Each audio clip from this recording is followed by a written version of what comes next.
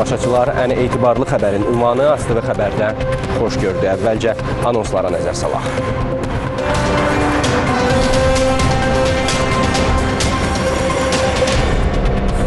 Prezident İlham Əliyev Şuşada Euronews televiziyasına müsahibə verdi. Bir qrup Qarabağ ermənisindən Azərbaycandan vətəndaşlıq almaq üçün müraciət. 100-dən çox zəng qeydə alındı. Xankəndiyə yol çəkilişinə başlanıldı. Doğma şəhərimizə, Xankəndiyə aparan yoldayıq. Ermənistan ordusundan təxribata cəhd. Laçın üzərində uçuşlar həyata keçirmək istədilər. Kiyev və Odessaya kütləvi dron hücumu. Zərbələr dağıntılara səbəb oldu. Azərbaycan Respublikasının prezidenti İlham Əliyev iyulun 22-sində Şuşada Euronews televiziyasına müsahibə verib. Müsahibə avqustun 1-də Euronewsda yayımlanıb. İndi həmin müsahibənin geniş variantını təqdim edirik. Mr. President Aliyev, thank you very much for having us here. This region has been the stage of some of the most violent episodes in the South Caucasus' recent history. And the tensions haven't really gone away completely since the 2020 peace deal. To what do you attribute this constant hostility? Difficult to say. I thought that after the Second Karabakh War, situation will be different. And we were ready for peace, and actually waiting for a while for international players to give us some new suggestions. We understood that it's a kind of a vacuum. Nobody knows what to do. And the situation when we had the declaration signed on the 10th November 2020 was not actually providing sustainable peace. It was not a peace treaty. It was a declaration, actually de facto that was a capitulation act by Armenia. Therefore, we started to put forward some initiatives in order to find a final solution to our conflict with Armenia. We made it public. We announced that we need to sign a peace agreement. And then again, it was a vacuum. So then we elaborated the principles for peace agreement, which are well-known principles of international law, like mutual recognition of territorial integrity, sovereignty, international borders, delimitation of borders, non-use of force or threat of force. And we put that proposal on the table. So we, the country which suffered 30 years of occupation and which restored justice by force, we were the authors of new peace process. I would not say it is going very smoothly. We're still optimistic because we are now engaged in very active negotiations on the level of foreign ministers of both countries. And I was going to ask you about that. I'm sorry to interrupt, but you've just returned from Brussels, from another round of peace talks. These peace talks have been filling many people with hope of lasting peace between Armenia and Azerbaijan. Are we right to be hopeful? What came out of this latest round?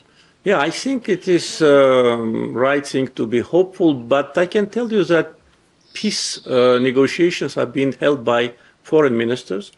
Our meetings in Brussels, organized by President of European Council, these meetings actually allow us to touch upon very sensitive issues.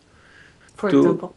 Like future parameters of the boundaries, because the border between Armenia and Azerbaijan has not been defined, because as soon as the Soviet Union collapsed, we faced this aggression.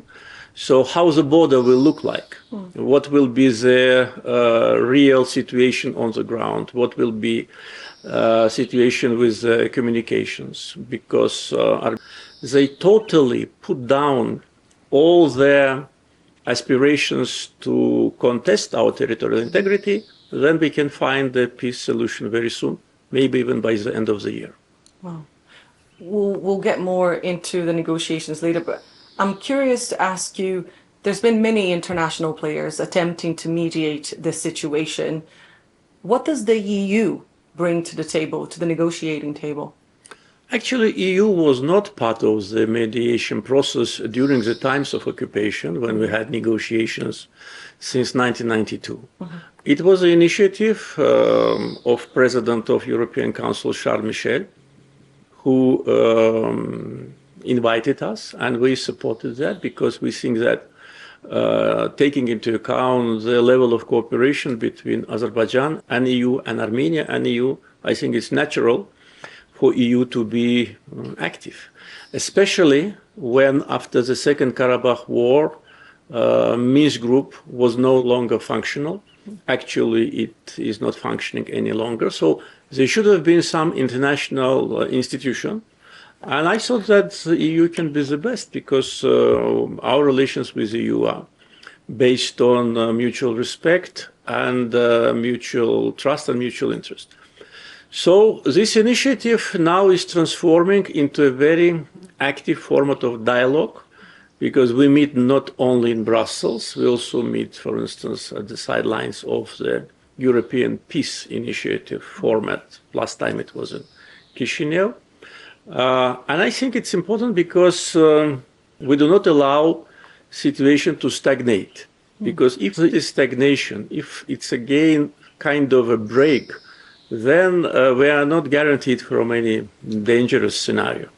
And do you think that the growing mediation of the West, the EU, but also the United States, has somewhat antagonized a more traditional power broker here in the region, Russia, or the other way around, the fact that Russia has somewhat been bogged down in Ukraine has left some space for potentially Azerbaijan and Armenia to come to common ground? Well, actually, Russia was a mediator of ceasefire agreement or declaration of 10 November 2020. And it was not United States, it was not EU.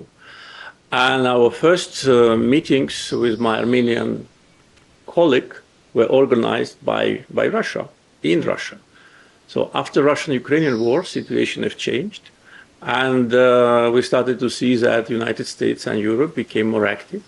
And actually for us, it's not actually big difference who will lead the process or who will, to a certain degree, monopolize the negotiation process. Important is to come to a result.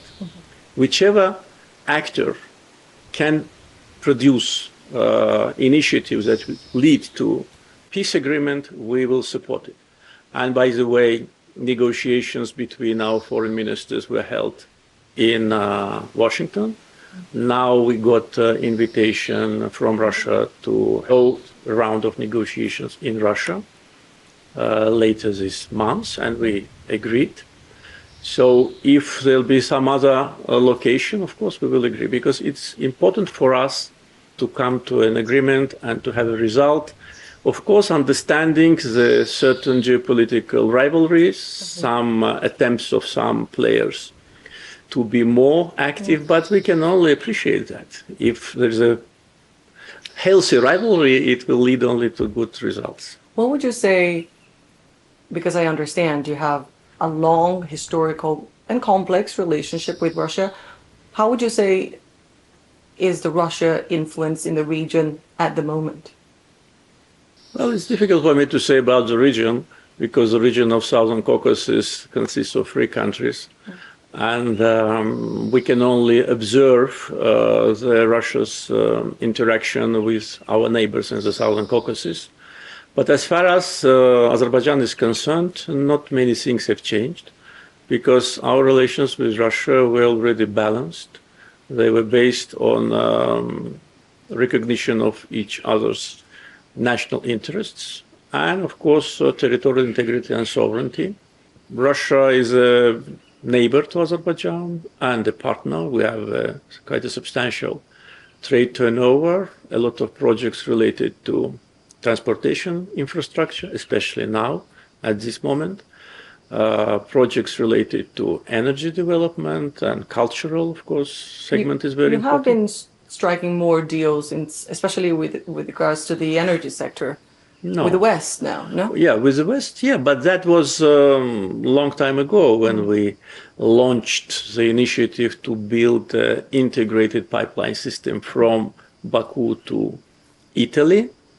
It started to be implemented in stages, and the final stage was implemented something more than 2 years ago. So it's already for something more than 2 years, Azerbaijan became an important gas supplier to Europe.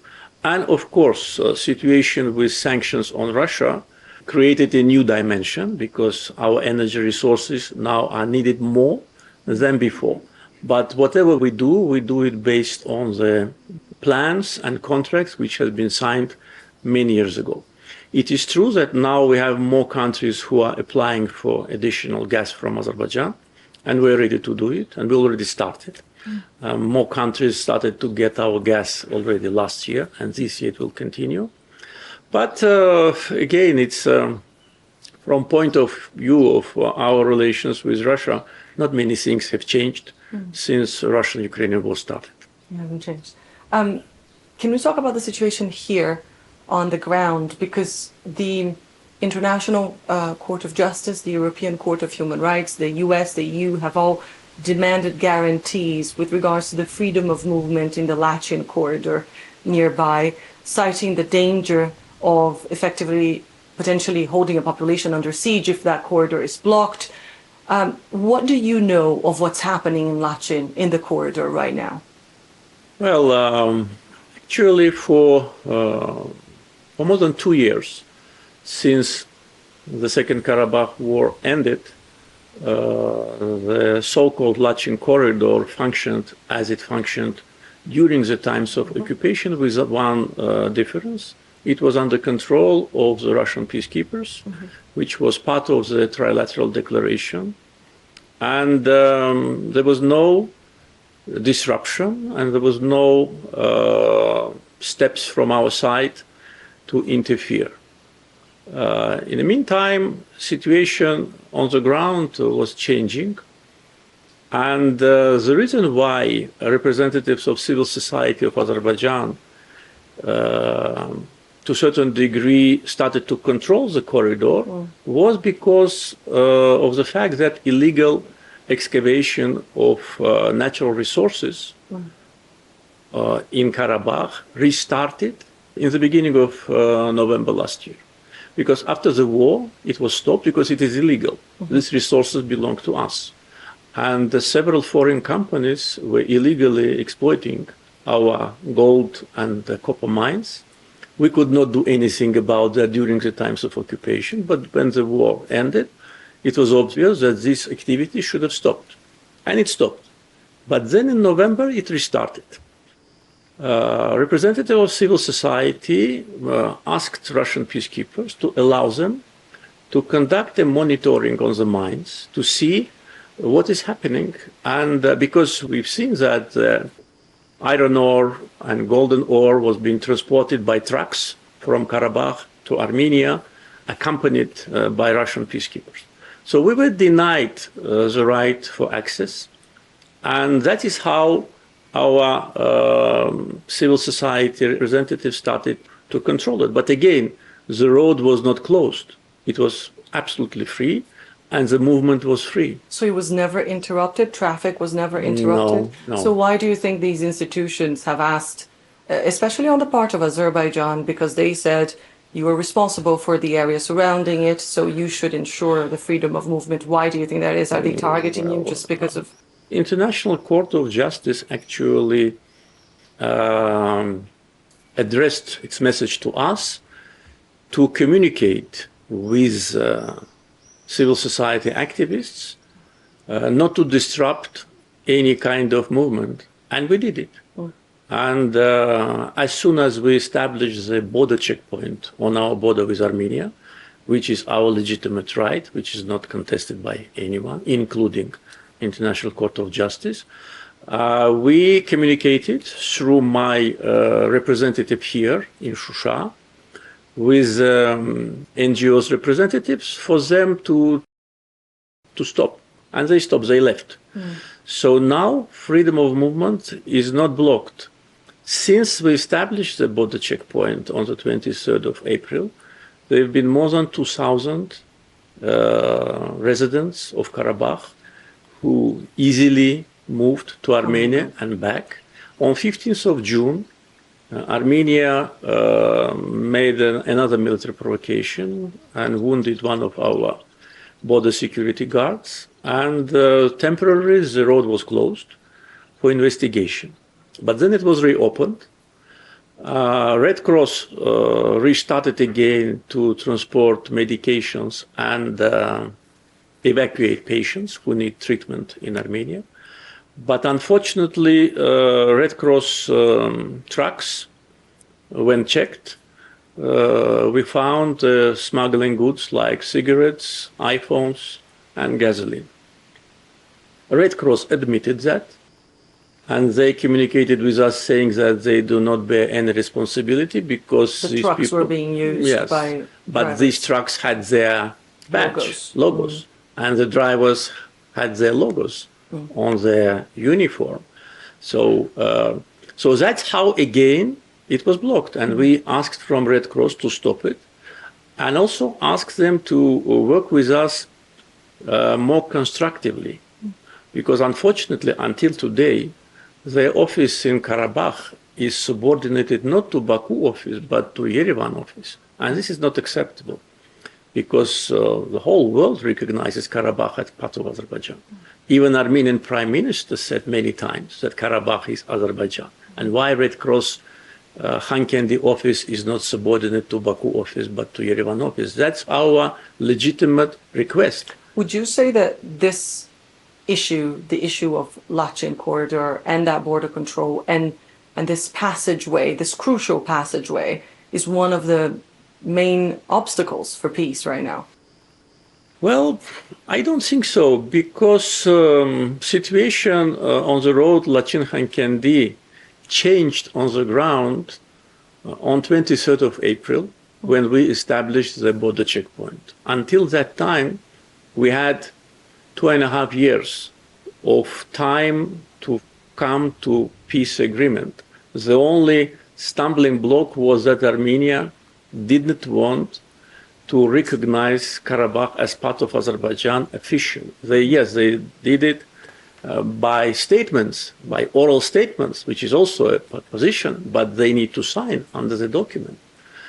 So I don't think that these two issues are interrelated, because I hope that peace negotiations with Armenia will end with successful scenario, and hopefully in the coming months. I believe you've already answered the question I'm going to ask you now, but I'm going to ask you anyway because you're here and I won't get a chance of asking many times. Some 5,000 people lost their lives in 2020 in both sides.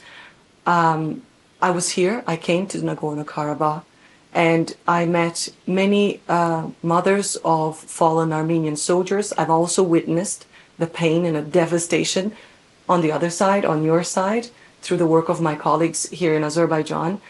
But I remember speaking to one mother in particular who told me she blamed politicians for the war and for the death of her son, saying that politicians should deal with things in a diplomatic way and not fall into the trap of a war. What would you say your mission is? Is it to win a war or to bring lasting peace? Well, to win a war was a mission of my life, of my political life, which ended successfully. So we won the war despite many factors. Political, despite factors of long-lasting infrastructure projects on the occupied territories, which made it very difficult for our military servicemen to break several defense lines. They had in some parts 5, in some parts 7 defense lines full of mines. Mm-hmm. And also, you've noticed coming from Fizuli that the road climbs up. Mm. So that's how our military servicemen came here. Mm-hmm. The road which we came, the Victory Road, as I called it later, did not exist. Mm. It was a road how our military servicemen were moving towards Shusha. They were climbing these rocky mountains. So despite these factors, despite strong political support from many countries which have big Armenian diaspora, we did what was right to do. We restored justice and we restored our territorial integrity. We fought on our land. We didn't fight on Armenian land. And we won. So that was a mission number one, which is over. And now we talk about peace. And for a country which suffered 30 years of occupation, because the territory which was under occupation is totally ruined. Shusha was not totally ruined because there were illegal settlements in Shusha. They wanted to resettle Armenians from Middle East, and there have been a couple of thousand Armenians living here. That's why not all the cities have been destroyed. But Fizuli, totally leveled to ground. Agdam, the same. Almost 1 million Azerbaijanis were deprived from their homes. So despite all that pain, we did not take revenge. I said we will take revenge on the battlefield, but as soon as Armenia gave us dates when they will withdraw from all the territories, which I demanded from the first day of the war, we stopped. And then we started to talk about peace. So now peace is on our agenda. If Armenia wants peace, we will reach it, because we do not have any territorial claims to Armenia, and we don't want them to have any territorial claims to Azerbaijan.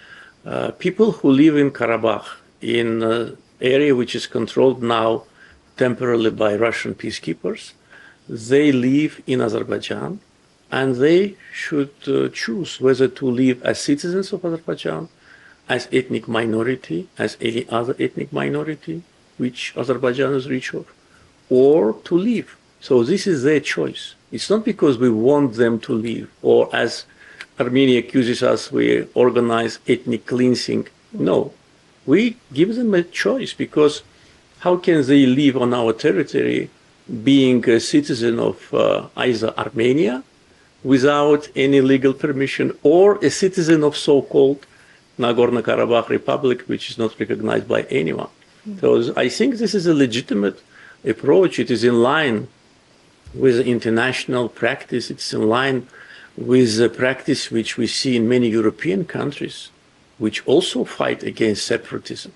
And now we see how Europe and the West is united to help Ukraine to fight against separatism. And why, in our case, our fight against separatism is treated differently. Why Georgia's approach to separatist regions is fully understood by Western communities and politicians, and our legitimate, the same origin desire to put an end to separatism is under question. Why Spain do not allow Catalonia to have a referendum? Those are 5 or 6 millions. And they don't have their own state, unlike Armenians, which have their state next door. And why should we tolerate separatism? And we will not.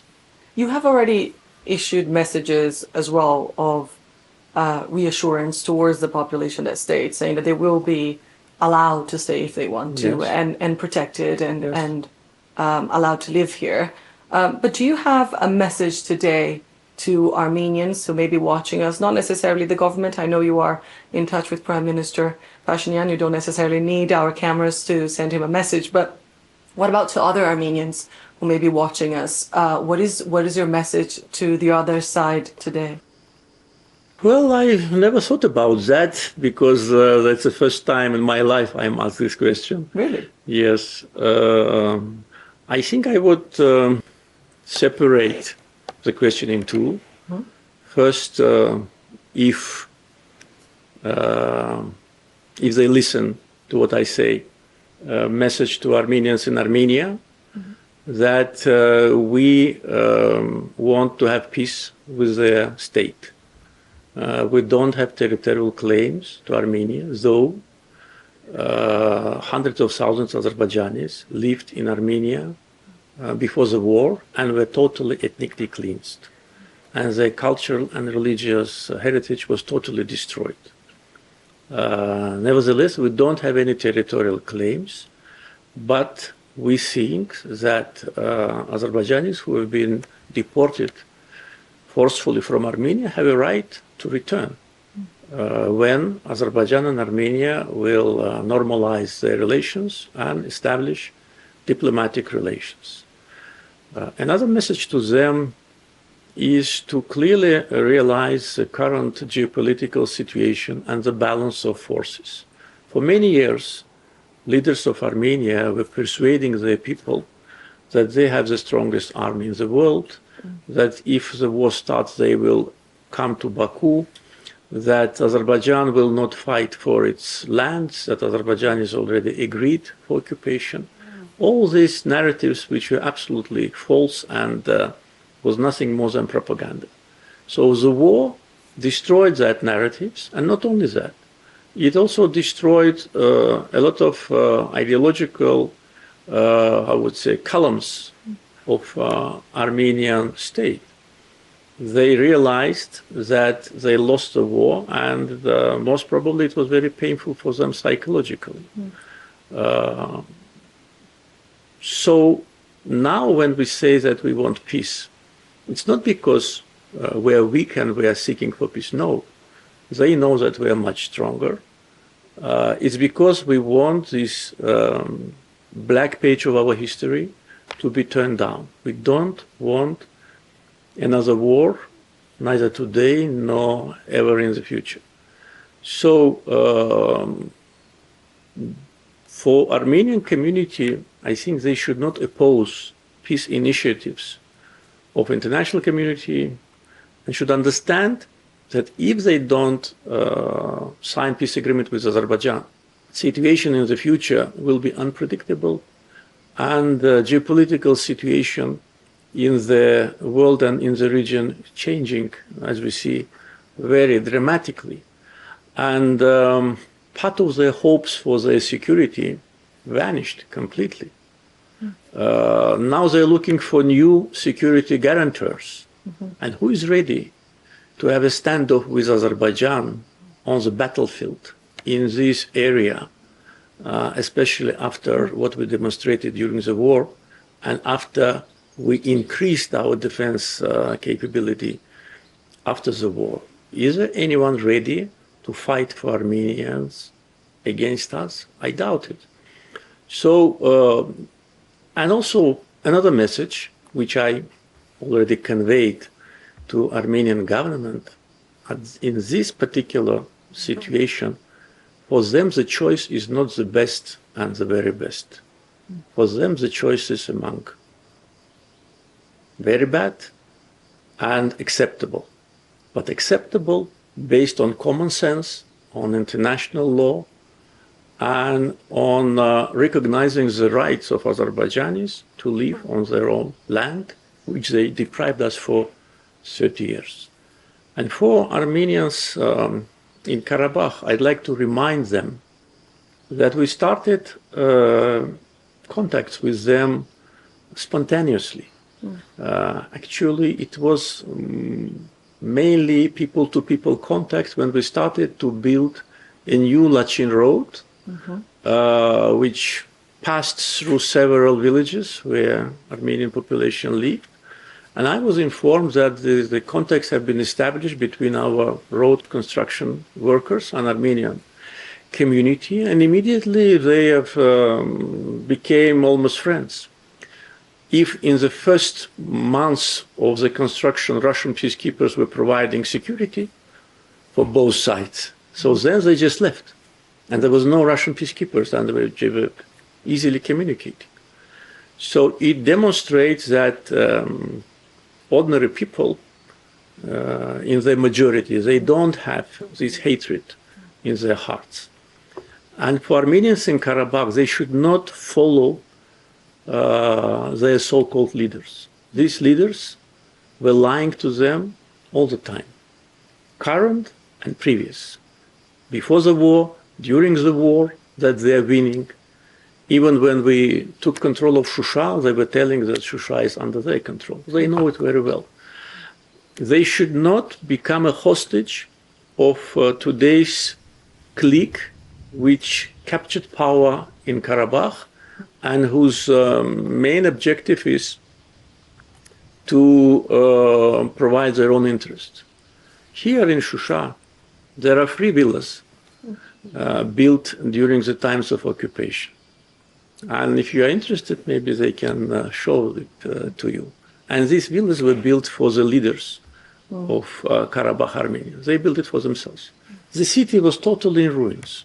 What you see now, it's a beginning of our reconstruction process, including this Qarabağ hotel, including the mayor's office, including hotels and everything. They built 3 villas in the best part of the city for themselves. Those people who today lead this so-called unrecognized republic. So Qarabağ Armenians should understand that being part of Azerbaijan society with security guarantees, we understand it, with their rights, including educational, cultural, religious, municipal rights, they will live normal life and they will also stop to be a hostage of manipulation. And also they should understand that situation in which they are now today will not change in their favor if they continue to ignore us, if they continue to behave like we do not exist, or they live in so-called country which has president, ministers, parliamentarians. This is all fake. We offer them normal life, and I think if they listen to me, they should understand, and they know that I mean what I say. President Aliyev, thank you very much for speaking to Euronews. Thank you. Müsahibədən sonra Prezident İlham Əliyev Euronewsun müxbirinə işğal dövründə Şuşada ermənilər tərəfindən güllə-baran edilmiş Azərbaycanın tanınmış şəxsiyyətləri Nahtəvan, Bülbül və Üzeyir Hacıbəylinin heykəlləri barədə məlumat verdi.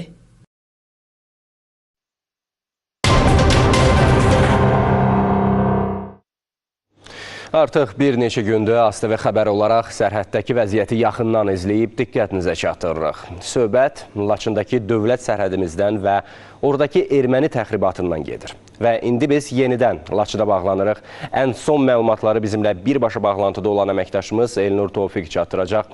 Bir daha salam Elnur, hazırda orada vəziyyət nə yerdədir?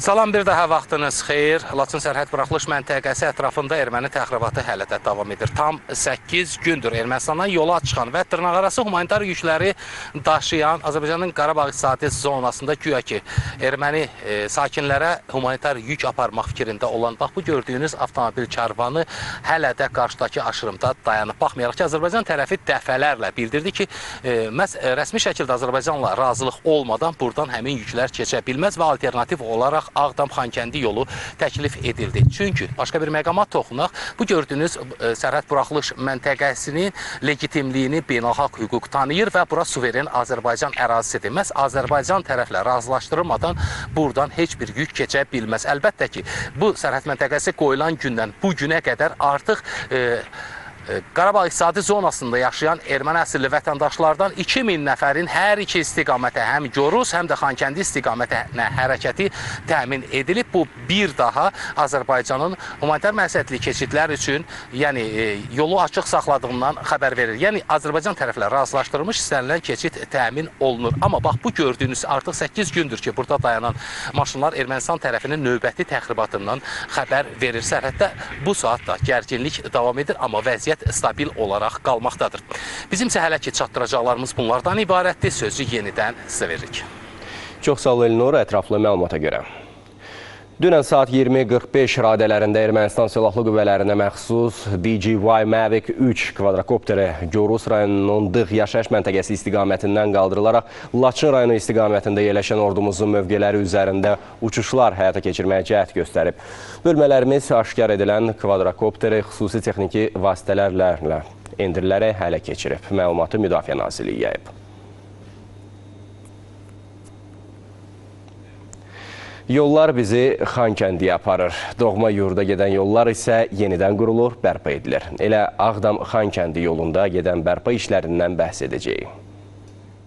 Doğma şəhərimizə, Xankəndiyə aparan yoldayıq.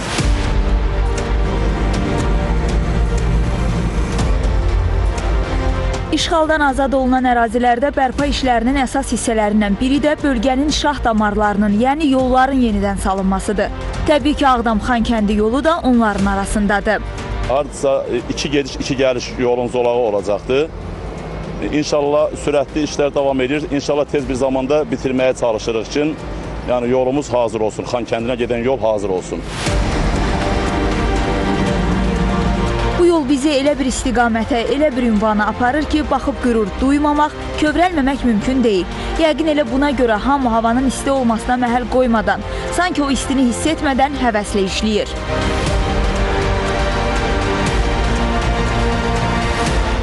Rəsmi Bakı buranı Qarabağa humanitar yüklərin daşınması üçün ən əlverişli yol hesab edir və bununla bağlı qarşı tərəfə lazımi təkliflər irəli sürülüb. Yolun sözü gedən məqsədlər üçün istifadəsinə heç bir maneə yoxdur. Ağdam-Xankəndi yolu Bərdə-Ağdam yolunun davamı hesab edilir. Hazırda burada asfalt örtüyü çəkilir. Görülən işlərin sürətindən onu anlayırıq ki, ən yaxın zamanda Xankəndiyə gedən yol tam hazır olacaq. Yenidən qurma, bərpa, qayıdış Qarabağın hər zərrəsini addım-addım əhatə edəcək, özü də ən yaxın zamanda. Fidan Şakir qızı, Nicat Qasımov, AZTV xəbər.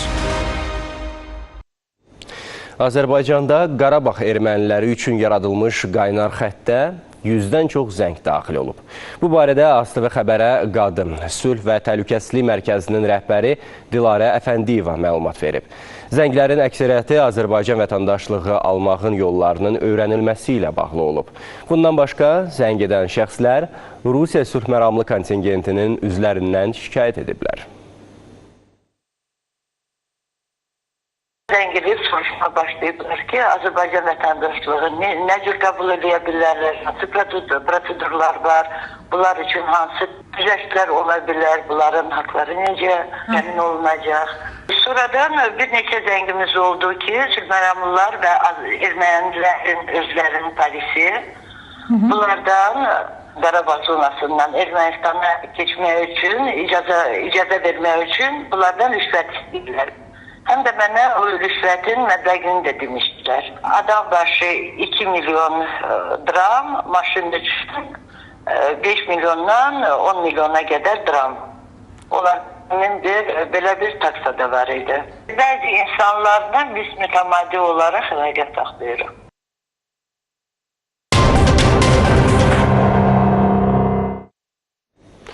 Gecə saatlarında Odessa vilayəti şahid dronları ilə hücuma məruz qalıb. Ukrayna Baş Prokurorluğunun məlumatına görə Rusiya hərbi qüvvələri vilayətin liman və sənaye infrastrukturunu hədəfə alıb. Nəticədə taxıl anbarları, yük terminallarından birinin rezervuarları, istehsal və inzibati tikililərə ziyan dəyib. Dron zərbələri dəniz vağzalının 3 mərtəbəli binasına da ciddi zərər vurub. Kiyevə də dron hücumu olub. Şəhər hərbi administrasiyasının yaydığı məlumata görə eyni vaxtda bir neçə istiqamətdən Kiyevə ondan çox şahid dronu buraxılıb. Pilotsuz uçuş aparatlarının hamısı Ukrayna hava hücumundan müdafiə qüvvələri tərəfindən vurulub. Xəsarət alan yoxdur.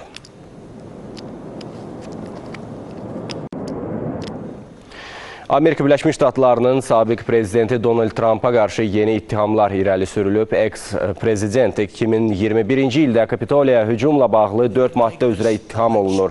İttiham aktına əsasən Donald Trump adı açıqlanmayan 6 nəfərlə birlikdə prezident seçkilərinin nəticələrinin Konqres tərəfindən təsdiqlənməsinə mane olmağa çalışaraq yalan bəyanatlar verib. Xüsusi prokuror Jack Smithin sözlərinə görə məhz Trumpın yalanı Kapitoliya hücuma rəvac verib. Xatırladaq ki, 2021-ci il yanvarın 6-sında Donald Trumpın minlərlə tərəfdarı Joe Biden'ın prezident seçkilərində qələbəsinin təsdiqlənməsinə mane olmaq üçün Kapitoliya hücum etmişdi. İxtişaşlar zamanı 5 nəfər həlak olmuş, 140 polis əməkdaşı yaralanmışdı. Yaponiyada Xanun qasırğası dağıntı və tələfata səbəb olub. Son məlumatlara görə Okinawa prefekturasında bir nəfər həlak olub, 11 sakin xəsarət alıb. Bəzi yerlərdə sürəti saatda 200 km çatan külək ağacları aşırıb, elektrik xətlərini sıradan çıxarıb. 200 mindən çox evin elektrik təchizatı kəsilib.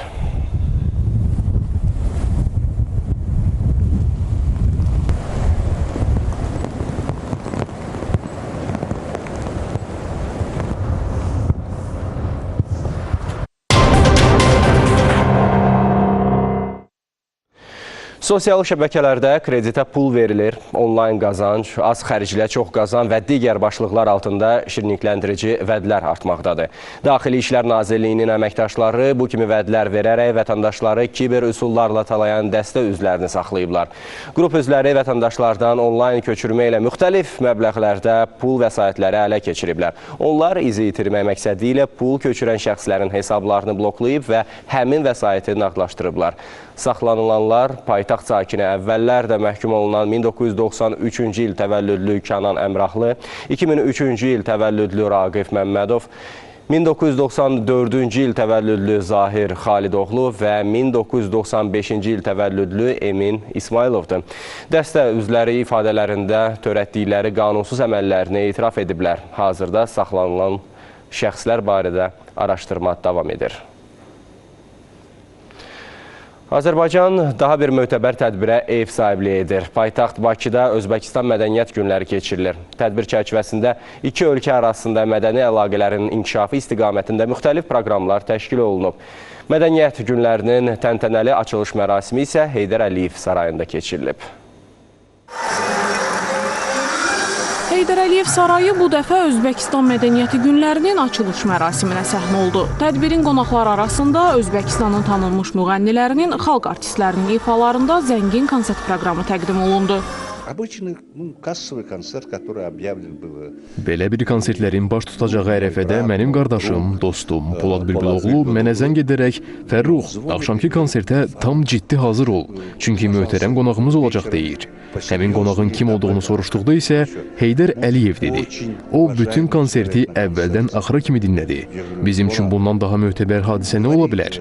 Hətta konsertdən sonra səhnə arxasında bizə yaxınlaşıb təbrik etdi.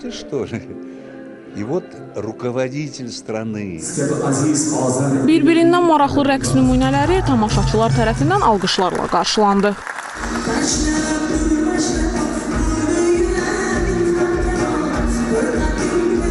Gələndə fikirləşirdim ki, görəsən, zaman dəyişib, insanlar dəyişir. O vaxt ki, tamaşaçıdan varmı Bakıda bu saat? Görürəm ki, tamaşaçı elə o tamaşaçıdır. Konsertdə ölkəmizin tanınmış sənət ustaları da bir-birindən maraqlı ifaları ilə tamaşaçıların zövqünü oxşadılar. Azərbaycan xalqı görün nə qədər Özbək xalqını sevərək qarşılayır, alqışlarla, böyük bir sevgi ilə. Doğrudan da bu da bizim qonaqpərvərliyimizdən xəbər verir. Paytaxtımızda təşkil olunan Özbəkistan mədəniyyət günləri zəngin proqrama malikdir. Bu mədəni tədbir iki ölkə arasında münasibətlərin daha dərinləşməsinə öz töhfəsini verəcək. Düşünürük ki, mədəniyyət günləri bu qardaş, dost xalqları bir-birinə daha da yaxınlaşdıracaq. Açılmamış mədəniyyətin sirlərini, xəzinələrini daha da dərindən kəşf etməyə imkan yaradacaqdır. Düşünürük ki, Azərbaycanla Özbəkistan arasında ölkə rəhbərlərimizin qoyduğu həqiqətən də bu gözəl ənənə, bu münasibətlər, bu dostluq, bu qardaşlıq mədəniyyət sahəsində də əməkdaşlığımızın, çoxşaxəli əlaqələrimizin daha dərindən inkişafına gətirib çıxacaq. Qeyd edək ki, Özbəkistan mədəniyyəti günləri avqustun 3-ədək davam edəcək. Nəzrin Hüseynzadə, Kamran Sadayev, Rauf Məmmədov, AZTV xəbər.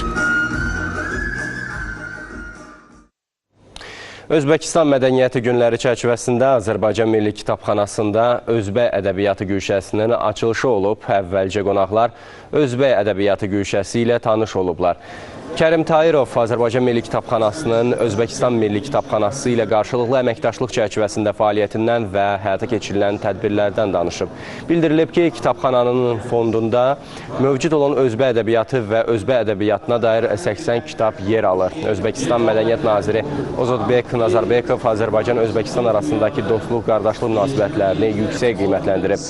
Tədbir çərçivəsində Milli Kitabxanada Özbək ədəbiyyatının görkəmli nümayəndəsi Abdullah Qadirinin Ötən günlər əsərinin Azərbaycan dilinə tərcümə olunmuş yeni nəşri də təqdim olunub.